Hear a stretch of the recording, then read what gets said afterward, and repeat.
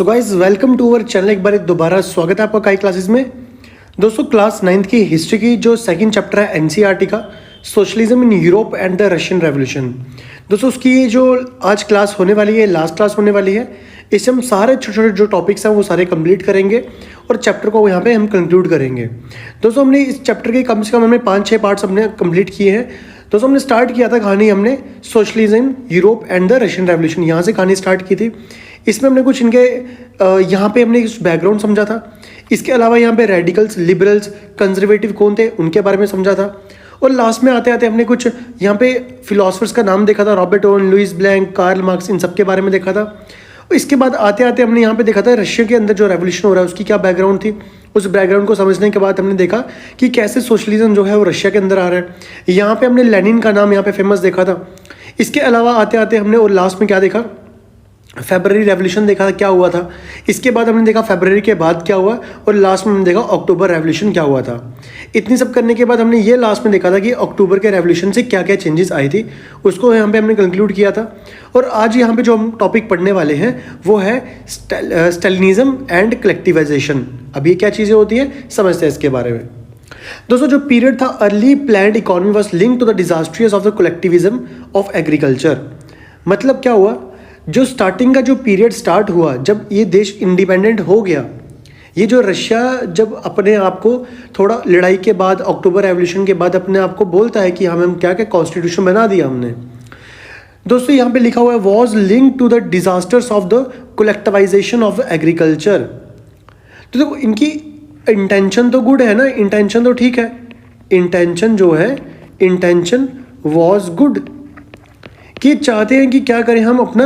अगर आपको याद होगा मैंने कोई दिन पहले ये डिस्कस किया हुआ है इसके बारे में कि रशिया के अंदर जो एग्रीकल्चर किया करते हैं वो कलेक्शन से कलेक्टिविज्म करते हैं, इकट्ठा मिलके काम किया जाएगा इनके द्वारा। कोई भी एग्रीकल्चर का काम किया जाएगा, वो जैसे छोटे छोटे खेत है, फॉर एग्जाम्पल एक खेत ये है, दूसरा 3, ऐसे मल्टीपल खेत हैं छोटे छोटे। तो रशिया के अंदर क्या था, ये सारे खेत एक ही जैसे काम करेंगे और लास्ट में जो भी इसका रेवेन्यू निकलेगा उसको इक्वली डिस्ट्रीब्यूट करेंगे, ऐसा हमने देखा था। बाय 1927 टू 28 दो टाउन से किसके, रशिया के, were facing an acute problem of grain surplus. तो रशिया के दो ऐसे छोटे छोटे टाउन थे जहां पे ग्रेन की सप्लाईज क्या हो रही थी, बहुत ज़्यादा एक्यूट थी, बहुत कम थी। दोस्तों मैं आपको एक चीज़ बता दूं यहाँ पे, when ever there is a war, जब भी एक नेशनलिज्म होती है, जब भी एक नेशनलिज्म की भावना क्रिएट होती है, कहीं भी देश में नेशनलिज्म चलता है, इसका जो सबसे बैड इम्पैक्ट पड़ता है वो क्या होता है, जो प्राइजेस होते हैं वो क्या हो जाते हैं, प्राइजेस वर हाइक। प्राइस क्या हो जाते हैं, हाइक हो जाते हैं, प्राइजेस बढ़ जाते हैं। ये सबसे बेकार प्रॉब्लम होती है नेशनलिज्म की। The government fixed prices at which grain must be sold.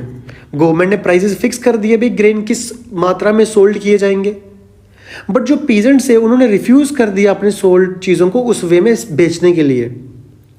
अब ऐसा क्यों है, बाय एट दिस प्राइसेस। अब सपोज करो गवर्नमेंट ने फिक्स कर दिया कि 1 kg जो ग्रेन है वो फिक्स होगा 30 रुपीज़ का, for example.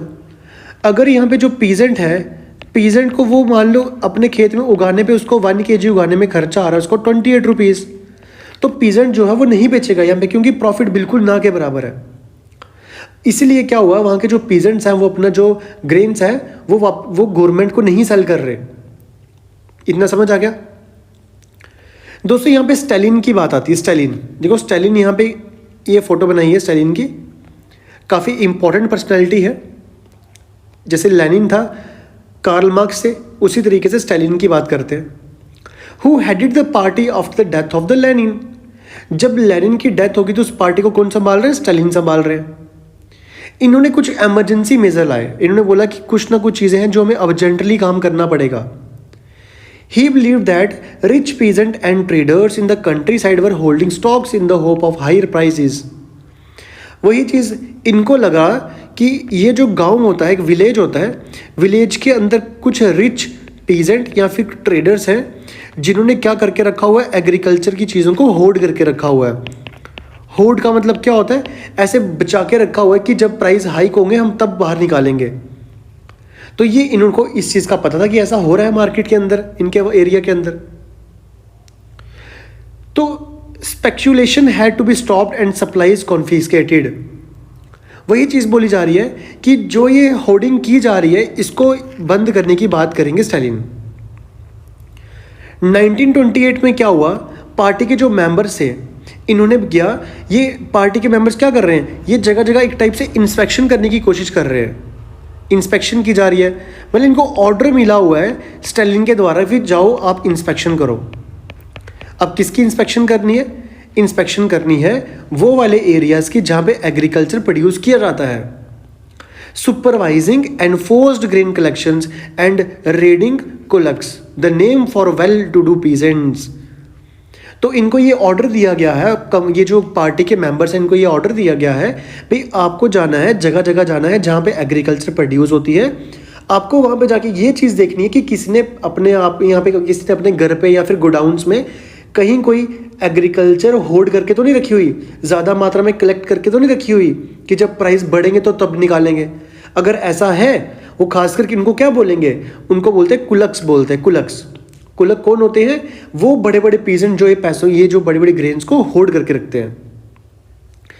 As shortage continued the decision was taken to collectivize farms. It was argued that grain shortage was partly due to small size of holdings. तो देखो, अब स्टालिन को लगा कि इनके एरिया में प्रॉब्लम क्या हो रही है, इनको लग रहा है जो क्रॉप्स हैं ये सब लोग इंडिविजुअली बना रहे हैं, उसकी वजह से प्रॉब्लम हो रही है। तो स्टालिन ने बोला एक काम करते हैं, इस खेत को पूरा एक ही बना लेते हैं और सब इस पे काम करेंगे, एक ही खेत पे काम करेंगे। इस पे जो एग्रीकल्चर प्रोड्यूस होगा उसको क्या किया जाएगा, उसको इक्वली डिस्ट्रीब्यूट कर दिया जाएगा। ऐसे में क्या हो रहा है, जैसे ये छोटा फार्मर है कोई यहाँ पे, ये छोटा फार्मर यहाँ पे काम कर रहा है, इस एक छोटा यहाँ कर रहा है, एक छोटा यहाँ कर रहा है, एक छोटा यहाँ पे काम कर रहा है, ये अपने तरीके से काम कर रहा है, ये अपने तरीके से काम कर रहा है, ये सब अपने तरीके से काम कर रहे हैं।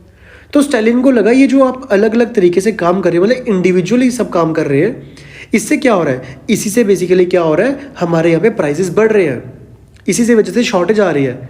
तो एक काम करते हैं, एक ही खेत पे सब मिलके काम करते हैं इसी पूरे खेत के ऊपर, और क्या होगा, शॉर्टेज को हम कंप्लीट करने की कोशिश करेंगे। 1917 के बाद से ही जो लैंड थी, आपको पता है हमने बात की थी कि जैसे ही 1917 का वो अक्टूबर रेवोल्यूशन कंप्लीट हुआ, लेनिन या फिर और भी उनकी पार्टी के जो मेंबर्स हैं उन्होंने बोला कि जो पीजेंट्स हैं वो अपनी अपनी ज़मीनें, मतलब जो लैंड लॉर्ड्स हैं उनसे वापस ले सकते हैं। मतलब क्या किया गया था, लैंड को डिस्ट्रीब्यूट किया गया था। जो small size peasant forms could not be modernised. अब ये जो छोटे छोटे खेत थे इसमें तो कुछ टेक्नोलॉजी आएगी नहीं, क्योंकि वो तो काफ़ी दूर दूरज के इलाके थे। अब एक मॉडर्न फॉर्म बनाने के लिए हमें क्या करना पड़ेगा, run them along industrial line with the machinery. It was necessary to eliminate kulaks, take away land from peasant and establish state control large farms. तो यहाँ पे स्टालिन कहते हैं भाई ये ज़रूरी हो चुका है कि उन खेतों के छोटे छोटे जो खेत है उनको मॉडर्नाइज करना, वहाँ पे फर्टिलाइज़र लेके आना, वहाँ पे टेक्नोलॉजी लेके आना, ताकि वहाँ पे क्या हो, एग्रीकल्चर अच्छा हो। और वो कैसे हो सकता है, वो तभी हो सकता है जो ये बड़े बड़े कुलक्स बैठे हुए हैं, मतलब ये जो बड़े बड़े जो पीजेंट्स बैठे हुए हैं, इनसे ज़मीन को लेके और किसको देना है, वो किसको दिया जाएगा, पीजेंट्स को दिया जाएगा, और वहाँ पे एक लार्ज फॉर्म्स बनाए जाएंगे। आई होप इतना क्लियर हो गया आपको स्टालिन कौन है। What followed was Stalin's collectivization program, और इसी चीज़ को बोलते हैं स्टालिन कलेक्टिवाइजेशन प्रोग्राम। क्या बोलते हैं, स्टालिन का collectivisation programme. From 1929, the party forced all the peasants to cultivate in collective forms. 1929 के बाद स्टालिन की सिस्टम आया था, क्योंकि लेनिन 1927 में उनकी डेथ हो गई थी। उसके बाद कौन आया, उसके बाद स्टालिन आ गए। जैसे स्टालिन आया, इन्होंने बोला कि देखो भाई जितने भी पार्टी ने बेसिकली क्या किया, पीजेंट्स को फोर्स करना शुरू कर दिया, भाई आपको कल्टीवेट करना है ज़मीनों को as a collective farms. Collective farms को हम क्या बोलते हैं, उसको बोलते हैं कोलखोज, बोलते हैं कोलखोज।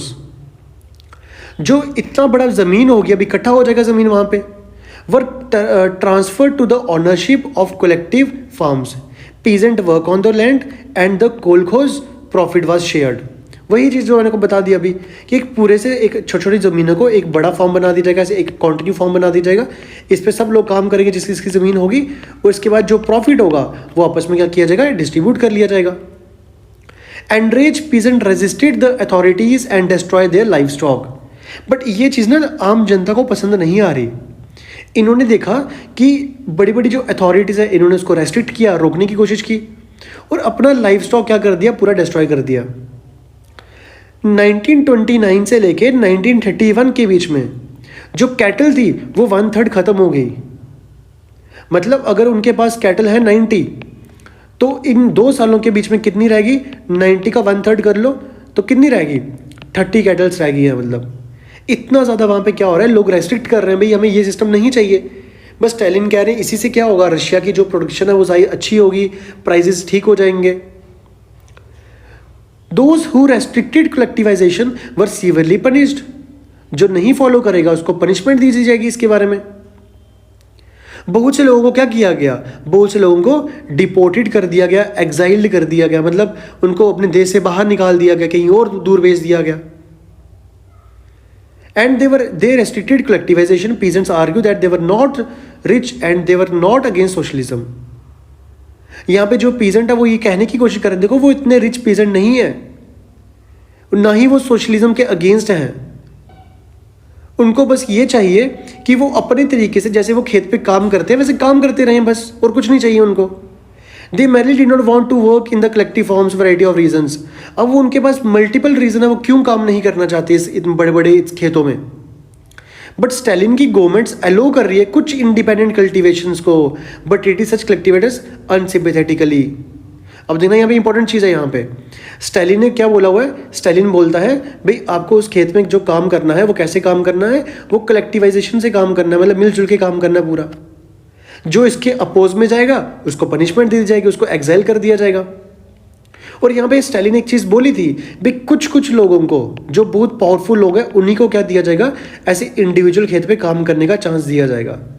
बट ये जो इंडिविजुअल लोग होंगे ना, ये स्टालिन की जो गवर्नमेंट होगी इनके साथ काफ़ी ज़्यादा क्या करेगी, डिस्क्रिमिनेट करेगी इन लोगों के साथ, क्योंकि कलेक्टिवाइजेशन से थोड़े अलग हो चुके हैं लोग। और ये कौन लोग होंगे, ये होंगे थोड़े रिच लोग, थोड़े पावरफुल लोग। इस तरीके से काम चल रहा है बहुत पूरे, कहाँ पे, रशिया के अंदर काम चल रहा है। इतना समझ आया? आगे देखते हैं कि कलेक्टिवाइजेशन से क्या हुआ। पहले उसके बारे में थोड़ा सा मैं आपको डिस्कस करते हैं यहाँ पे। कलेक्टिवाइजेशन, अगर हम बात करते हैं कलेक्टिवाइजेशन, इससे हुआ क्या, कलेक्टिवाइजेशन से क्या हो रहा है, नॉट प्रैक्टिकली पॉसिबल। ये जो कलेक्टिवाइजेशन है सिर्फ किताबों के लिए ठीक है, बट प्रैक्टिकली पॉसिबल नहीं है, नॉट पॉसिबल प्रैक्टिकली। अब क्यों प्रैक्टिकली पॉसिबल नहीं है, क्योंकि देखो फार्मर कभी नहीं चाहता कि वो खेत पे काम करे। अब फार्मर को क्या पता मैं किसी के खेत पे काम करूं या नहीं करूं। अब सपोज करो एक फार्मर का खेत इतना सा है, जब इन्होंने कलेक्टिवाइजेशन से कर दिया, हो सकता है फार्मर इतने से खेत में काम करके बोले मेरा काम हो गया, या फार्मर को बोले भाई तेरे को इतना खेत करना है, पूरा खेत करना है। तो ये प्रैक्टिकली पॉसिबल नहीं है कलेक्टिवाइजेशन की जो प्रॉपर ये जो पूरा प्रोसेस लेके आया कौन, स्टालिन।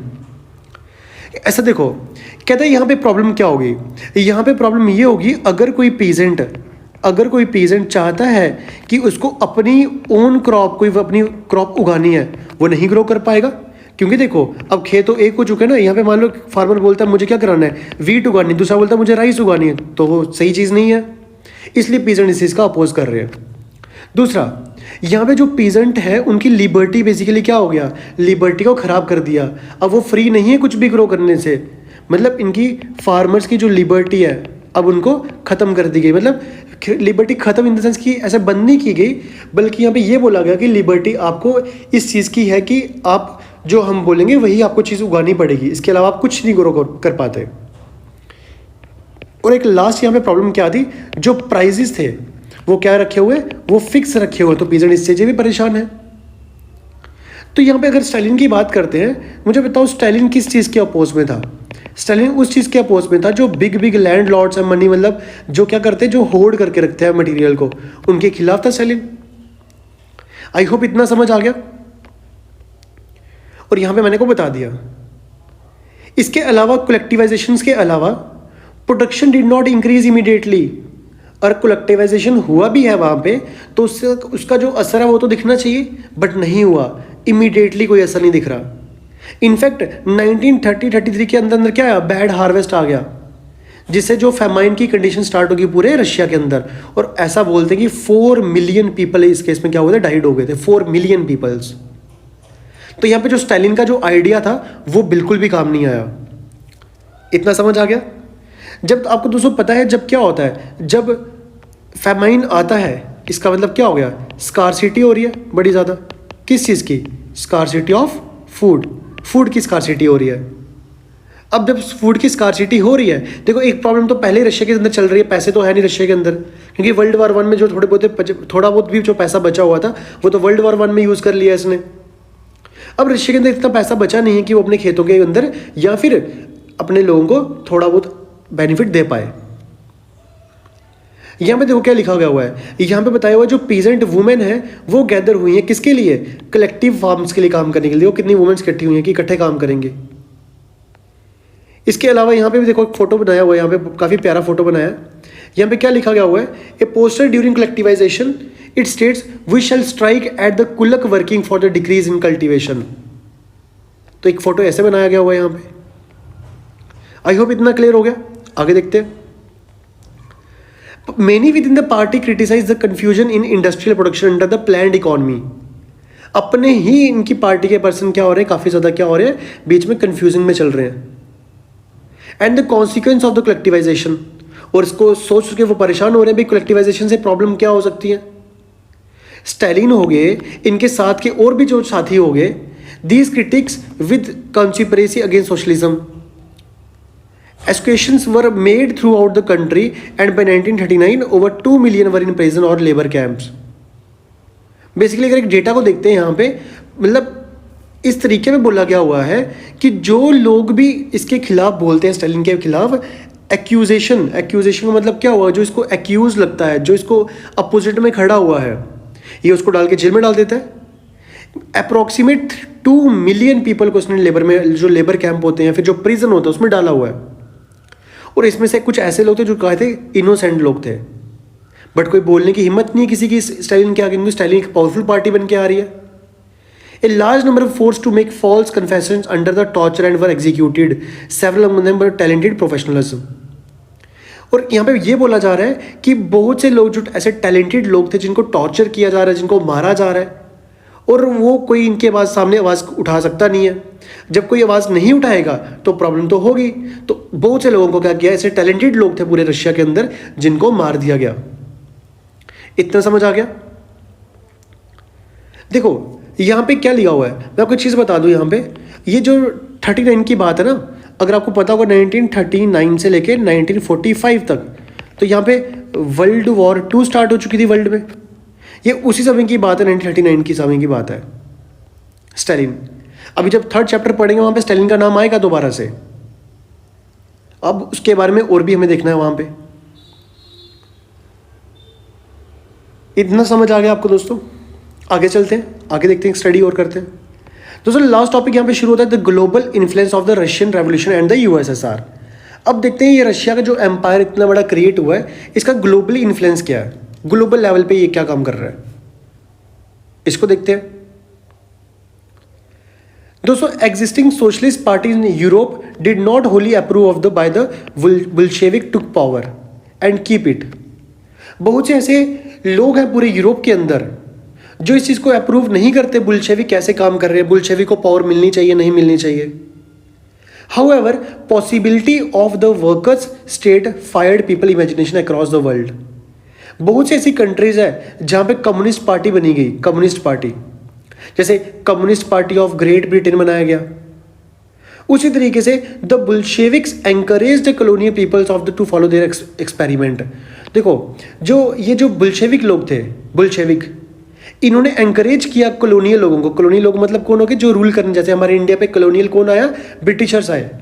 ऐसे उनको बोला गया कि आप हमारा एक्सपेरिमेंट फॉलो करो। बहुत से ऐसे non Russian from outside the US participate in the conference of the people of the east 1920। और इसी के बीच में क्या हुआ, एक कॉन्फ्रेंस ऑफ पीपल हुई थी, कॉन्फ्रेंस ऑफ पीपल 1920 में, उसमें भी ये चीज बोली जा रही है। एंड द बुल्शेविक फाउंडेड कॉमिंटन क्या होता है, एक इंटरनेशनल यूनियन होती है जो किसके लिए होती है, बुल्शेविक के सोशलिस्ट पार्टी के लोग मिल बैठ के बात करते हैं वहां पे। Some receive education in USSR communist university of the workers of the east. By the time of the outbreak of the Second World War, the USSR had given socialism a global face at the world stature। और वही बात बताइए यहाँ पे, कहते हैं जैसे ही time outbreak का आया, सेकंड रेवोल्यूशन का आया, यूएसएसआर ने क्या किया, सोशलिज्म एक global face and the world stretcher, तो सोशलिज्म को बाहर लेके आया। ये समझ आया इतना सा? Yet by the 1950s, it was acknowledged within the country that the style of government in the USSR was not in keeping with the ideals of the Russian Revolution. But 1950s के जाते जाते ये समझ आ गया पूरी दुनिया को या फिर पूरी रशिया को ये समझ आ चुका है कि जो रशियन रेवोल्यूशन के अंदर जो हमारी आइडियोलॉजीज थी, जो हमने क्यों किया रशियन रेवोल्यूशन, उसकी आइडियोलॉजी पे तो रशिया चल ही नहीं रहा बिल्कुल भी.